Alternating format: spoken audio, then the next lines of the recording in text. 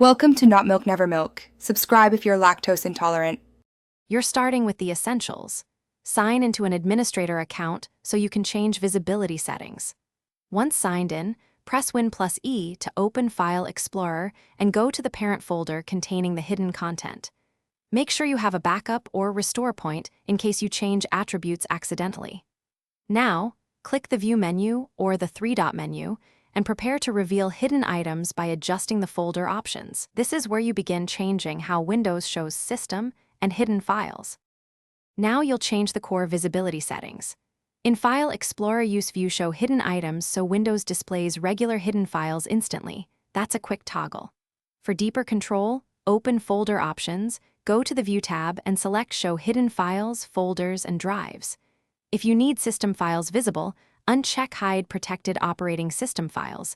Be careful here because system files are critical to Windows. Once done, apply and close to confirm changes and inspect the folder contents.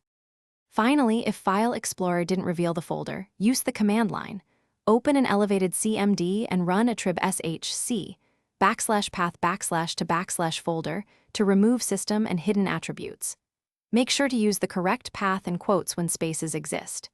If you still can't see it, inspect permissions via Property Security and confirm your account has access.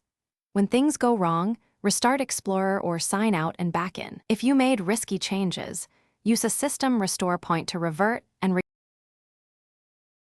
Thanks for watching. If this was helpful, leave a like and consider subscribing. See you next time.